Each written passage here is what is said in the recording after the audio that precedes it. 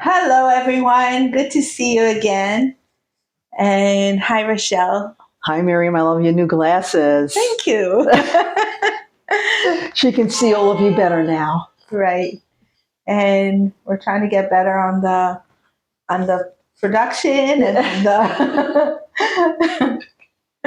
on our new setting. Anyway, and it's good to be with you. And it's Gevurah Shebanetzach today. We're going to talk a little bit about the Sfirat Omer. And before we start, I would like to ask you to go and subscribe and share to your friends. And if you like it, we'll really appreciate a thumb up so that we know that we're doing something good for you. And if you have questions, ideas, topics that you would like us to discuss, comments on this episode, please write them down so we can discuss them next time. We really want to hear your thoughts on everything that we're talking and have a little more discussion with you. So, hello again. So today is Gevurah Shebanetzach, and you use the phrase heroism, to be a hero. An eternal hero, is it? Because the Netzach represents eternity, so is it about eternal heroism? So, it was hard to translate chesed from the Kabbalistic term to a proper English. Yeah. And it's even harder to translate Gevurah from the Kabbalistic idea to a proper English. So Gevurah has to do with a variety of issues. It has to do, first of all, the word Gevurah comes from the word Gibor, which is a hero. That's why Google translated today as eternal heroism, but it's a very poor translation because the truth is that Gevurah, so Gibor is a hero, but Gevurah is not necessarily, it is heroism, but it has to do with a spectrum or a variety of other issues too. So it has to do with, and maybe they're all interconnected to each other, but we'll take a look at it in a minute. Okay. So it has to do with awe. It has to do with putting yourself together against the destructive forces within us. It has to do with putting ourselves together to conquer any desires or to conquer, let's say, to conquer our laziness when we want to achieve something, and to create and to conquer in a way our chesed, when chesed is what pushes you to do. Gevurah can restrain you from doing, right, but it can also push you to do chesed if you use Gevurah in the right way. Okay. So Gevurah is used to either restrain you or to push you. Okay. That's why I'm saying it's really hard to contain all that in one word in English. It's related to one's intention, isn't it? Because it's not just a word, it's a Kabbalistic term. Right. And it contains so much inside of it. So when we say Gevurah in, between two people in the semantics of the language, when we, two people who are talking, so to speak, Kabbalistically or Jewishly to each other, they know what they're talking about when they're saying Gevurah. It comes down with all that information. Okay. But when we're talking about in English, so we need to really widen our understanding on it. So, and give examples on the situations maybe that a person will be in where they'll need to be able to use their that particular. Right. So we'll start by the Mishnah that says, who is a hero? The one who conquers his Yetzer. Okay. So what is Yetzer? Yetzer, we're trained or we're accustomed to think about the word Yetzer in the word of Yetzer Hara. Right. So, but I would like to make it a little bit more soft, a little bit more elegant. It's not that every time I want something, it's evil. Right. Right? Right. So it's my instincts. It's my forbidden desires also, but not every of my desires is forbidden. True. It is, my desires can be forbidden in a certain circumstance. Right. Not because the desire is bad on its own.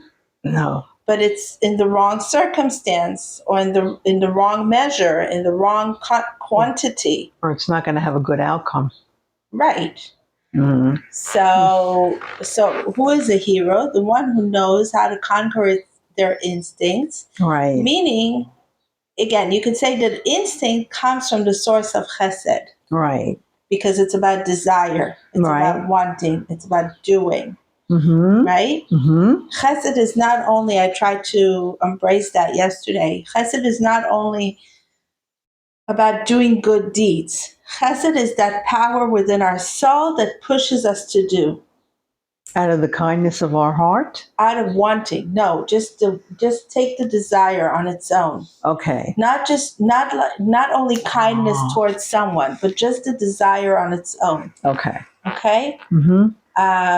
When I have that power, that strength to do, it comes out from that part in me that's called chesed. Now, do for my others, or do for others, or do for myself? Okay. Because we say, love your neighbor like you love yourself. How are you going to learn to love your neighbor if you don't even know how to love yourself? So I've heard. So we have to start by learning to love ourselves. Okay. But anyway, regardless, like if you, like even, going to make yourself a milkshake in the morning is chesed towards yourself, right? Yes. But where does it come from? It comes from the desire to do. Like to be healthy, or... Right. Okay. Right. But the doing itself, the desire to be in action, the desire to bring something forward into the world, that's what chesed is very much. And isn't Netzach right under chesed on the tree of life? Yes, so Netzach is on the right side. Yeah, Netzach is on the chesed side. Right. And Netzach basically talks about eternity. So eternity is, what is eternity? So let's look at the word godliness for a moment. Mm-hmm. So God is eternal. Right. Time is eternal. Right. The process of life is eternal. Not each and every one of us right now, even though we're talking about God putting a cease to death and leaving and reviving the dead. Right. So we're talking about the end of times, whatever that means, that there's going to be eternal vitality. In general, Adam and Eve were supposed to have eternal vitality. God created us in the beginning to be eternally vital. But by getting the concept of life in the wrong way, meaning, in other words, confusing chesed and gevurah, when I want to do something and when I need to restrain myself from doing something. Right. Sometimes I put the wanting in the wrong place and the restraining in the wrong place. Okay. Or the restraining in the wrong place. Okay. And it needs to be vice versa in that situation. Sometimes I need to want, but I'm restraining myself. Right. And sometimes I need to restrain myself, but I want. Like, for example, when it comes to like giving charity, right? That would be a situation where you don't want to restrain yourself. Right. For example. Right. You want to be able to perform the but action. But not necessarily. Also there. Depending upon quantity? No, depending about the person that you're standing in front, the situation. Maybe there is, I'm not saying every day, but, like usually when we want to give tzedakah, we should give tzedakah 99%. That's what you've told me. But sometimes we're standing in front of a person that actually we need to tell them no, because telling them no will push them to the next level in their lives. So here's a good example how chesed and gevurah could be very confusing. Yes, I want to be in chesed because that's my default, or, I'm teaching myself, I'm training myself my whole life to be a chesed person. Right. But maybe restraining myself in this very, minor situations is going to actually do a favor to that person more than giving him the few shekels. How would you know? I'm not. You don't know. You don't know. You don't know. But we need to be. But it's a good example. Like it's a little hypothetical because I don't have like a very good example of when that situation will be appropriate. Yeah. right. But for example, I don't remember who I heard saying. He was walking around a dark alley, and there was this beggar approaching him, and he wanted to give him some, and he opened up his wallet, and he saw that there was like a bunch of, a lot of cash in the wallet. He wanted the beggar. He said, even though it wasn't a pleasant person to bump into a dark alley at night, but he wanted him to see that there was a lot of money in his wallet. Okay. And then he said, "Hi, you need, some money?" He said, "Yeah, give me a quarter, please." He says, "Is a quarter all you need?" Right? So like, I don't know, it's not the perfect example, but like, but how do you help people push themselves upwards and not stay with the quarter? That's what I'm trying to say. Yeah. To right? want more. To want more. To aspire Exactly. to more. Right. So hopefully, like most of us, we just give our 5 shekels, 10 shekels, 100 shekels, 1,000 shekels, whatever it is, and we move on. We don't think about the person, right? No. But maybe some of us sometimes have the situation where we see a person and we can give him more than money.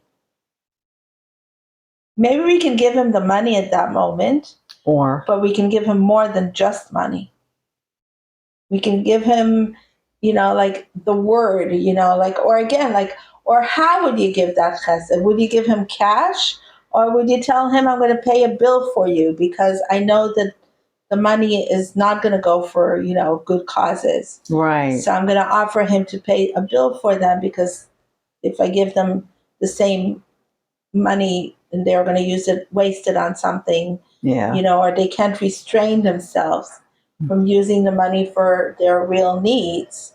Right? Maybe I'll go to the supermarket and buy them some food because I know that way it will be used properly. I don't know. But like what I'm saying is that the chesed needs to be done with Gevurah also. So it's a very important definition or understanding to understand that it's not that chesed is being kind and Gevurah is being restrained. No, it's not that simple. It's not that simplistic. It's deeper. It's much, much deeper. It's about having that tango between giving and restraining all the time. Yeah. How to give and how to push myself to give more. Sometimes the Gevurah is to push myself to give more. Sometimes the Gevurah is to restrain myself from giving.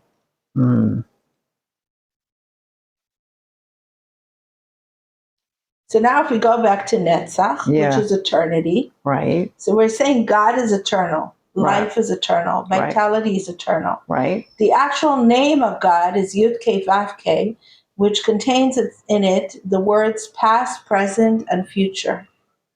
Yes. We talk a lot about it in our classes. Yeah.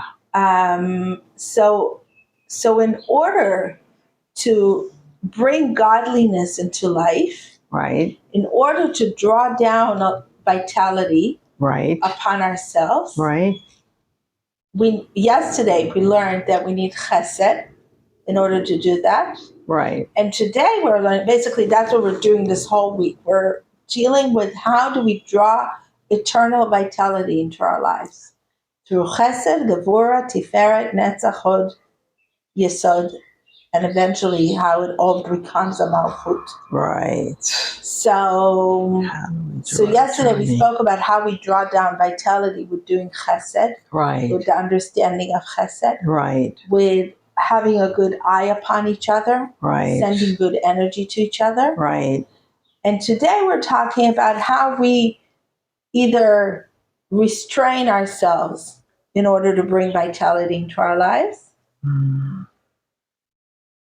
Or how we push ourselves to do something extra in order to bring more vitality into our lives. Like we'll decide we're going to take on an exercise regimen to... Right. And we'll stop eating so much ice cream. Right. that way, to bring vitality into our lives. Exactly. Mm. So today, ladies and gentlemen, is a good day to go on a diet. Or join the gym. Or stop smoking. And stop smoking. And if we look at it on a bit deeper level, it's what self-destructive emotional patterns do we have? It's not only the doing, because everything that is happening in our lives, we need to look at on a conscious level, consciousness level, speech Analyze. level, and action level. Yep. So it's not about only the doing, it's also what kind of consciousness are we raising in our awareness, right? What thoughts do I want to restrain myself from? And what consciousness, what thoughts I want to internalize on a deeper level, empower myself with, inspire myself with. So those thoughts I want to tell myself in a more Gevurah-dic way, in a more powerful way. And the other kind of thoughts, the negative thoughts, I want to have Gevurah, the negative side of Gevurah. I want to tell them, get out of here, right? So I'm using Gevurah again in both directions, to empower myself with Gevurah, or to empower myself with throwing out something of my system. And I guess same Gevurah, but two different actions. So you are a hero in a way. Right? You are a hero. Because you have to look at yourself and figure and see, what are you doing that's destructive? Right. And thinking that's destructive. Right. And use your heroism. And be brave. Become a hero. Yeah. That's why the Mishnah says, who is a hero? The one who manages to conquer their instincts. Right. Now I understand.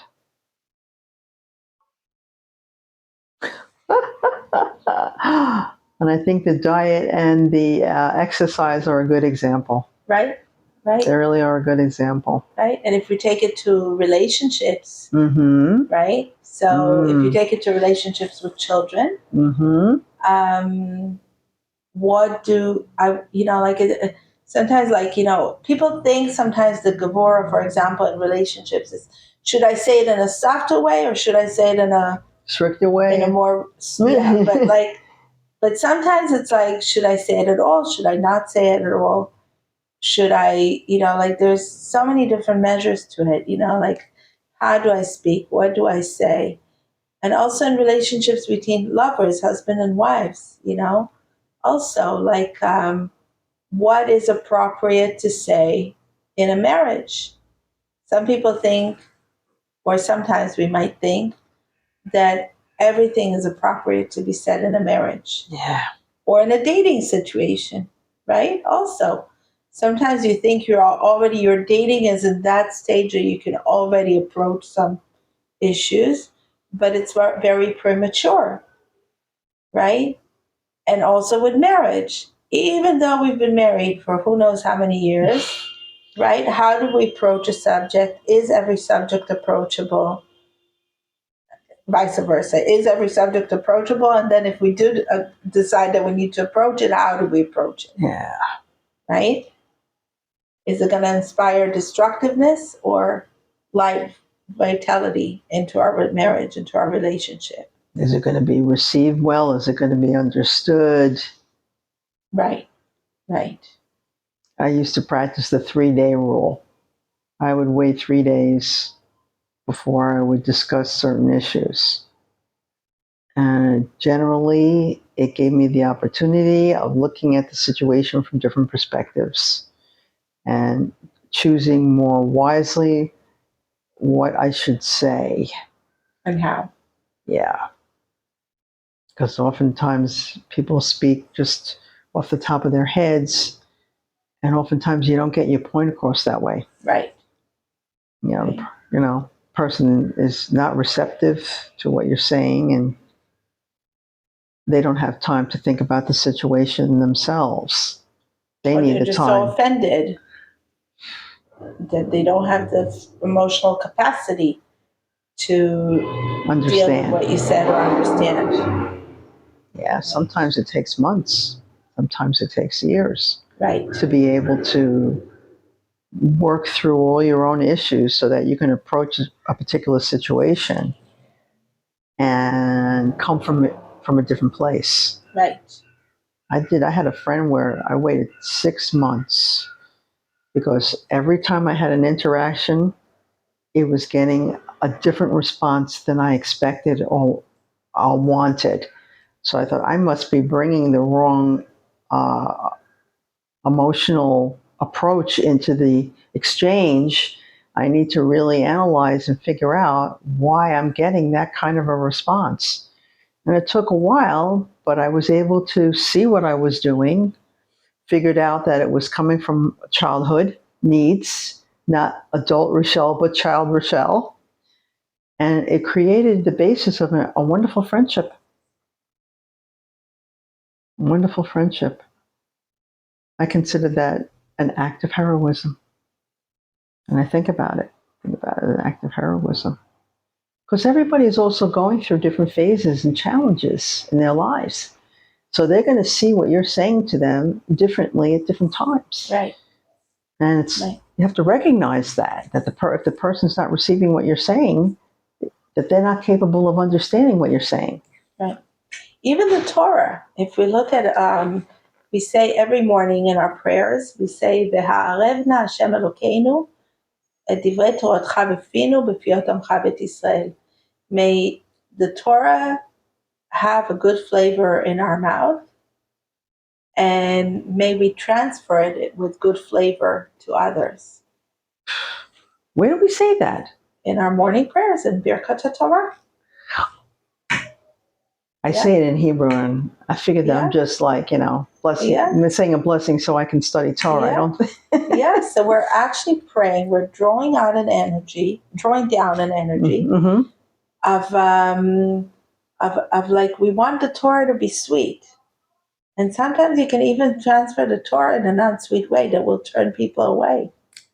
We've encountered that, right? Where it seems harsh, right? What's happening is harsh. Right, That and then, punishment is being administered, and right. Yep. Right. We spoke to one of our friends about it this week, right? That sometimes that if you don't read the Torah in depth, if you read it superficially, all you see sometimes is the punishment, is the sometimes a anger, behavior that that we refer to cultures that is not our culture, right? We don't chop off people's hands for stealing, for example. Right. If we take eye for an eye. Right. Eye for an eye is not a part of the Jewish culture anymore, right? Why? Because the Torah has the capacity or the power, the whatever, like I don't know what the right exact word is right now, but to change itself and to also give itself over in a way that will actually improve people. If we're not managing to improve people through the Torah, if we're turning them away, then we need to look at how we're giving over the Torah. It's made to change with the times. It's just incredible how that is. Right. Really so we're is. praying it should sweeten our hearts. Yes. Right? It should give us good flavor, that it will empower us. That's what it says. If you merit, it will become the Torah of your life. Mm-hmm. And if you don't merit, it will become the Torah of your death. Because if we talk about the Torah in a non-sweet way, mm-hmm. We even turn ourselves off towards the Torah. So we need to pay attention to that. And sometimes it requires delving more into the background, into Mishnah, to really understand. Kabbalah, Hasidut. Yes. The deeper levels. Yeah. And go to the sages who were able to analyze and translate it for us in a different manner so we can understand it and we can receive it. And it takes another issue. It also takes the issue of coming to Hashem, which is, I think, the most important issue. is it's not enough that I said that bracha in the morning. Maybe it is, maybe it isn't. but if I come across something that makes me feel maybe the Torah isn't real, maybe I don't connect to it, maybe it's a once upon a time book that has no relevance to my life, then I need to come with another prayer during that minute with God and say, please enlighten me. What does it really mean here? I don't want to be discouraged to open the Torah. I don't want to turn my heart to close my heart on the Torah. Please open up my heart and let me see what it really means so that I can connect to it. And you know what happens? You find a book on your shelf. Exactly. Or another person comes into your life and gives you another perspective. Exactly. Or you find a Gevurah who tells you something that just enlightens your heart. Right. Or you turn on a YouTube that talks just on that in that moment. Like, unbelievable, right? And it doesn't even have to be a Torah, class. No. It's just like somebody's talking about something and you're like, oh, that's what it meant. Yep. Right. They'll talk about a situation that's similar to what you read about. Right. It's incredible. Yep. And it could be that what you read about, you'll come across in your life and you're like, but how am I supposed to do this? It just doesn't correlate to my life, right? I read a very sad post this week. Somebody wrote they started keeping Shabbat a year or two ago, and they have to stop because they have, I don't know, some older children. I don't remember exactly how old, with special needs. And they're not finding the right way to explain to their children why they're keeping Shabbat all of a sudden, and why they don't see their grandparents and nephews during Shabbat like they used to, and why they're not hiking, and why they're not this, and why they're not that. So you could come up with all these suggestions on what they should do, but it doesn't matter what they should do. What matters is that they're having, why I'm telling this story is not about what they should do to make their Shabbat better. No. It's about the understanding that sometimes to make a transition in our lives that has to do with the Torah or others, doesn't matter. It takes a journey, and it's hard. And then we need to come up again with a prayer to say, how do I go about it? Like, show me, does the Torah has something for me for this moment? Show me what the Torah has for me for this particular moment for me. This is what it means. Also, in our own prayer, we say, give me my part in the Torah. It's not just a general Torah. Give me my part in the Torah. Show me how it's been written specifically for me. And maybe some creativity needs to be injected into the situation. Creative thought, another way of looking at it, or making arrangements to have somebody stay over. It is difficult. I went to the States. It was very difficult to keep Shabbat. But whatever effort I made, certain people were very inspired by it. And other people appreciated it. They appreciated it.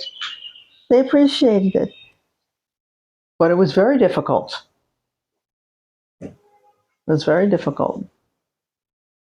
Maybe they'll find their way back.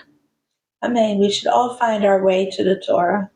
We should all find our way to Hashem. We should all find our way to each other's hearts. And even to the most closed hearts. Those who gave up on Hashem, those who gave up on life, those who gave up on friendships. Yeah. And we should all re-find our vitality, rekindle our light. Yeah. Join the gym. It helps a great deal. Thank you, friends, for being with us again. Send us your comments and ideas, and like and share. And until next time, God bless you. Have a wonderful day.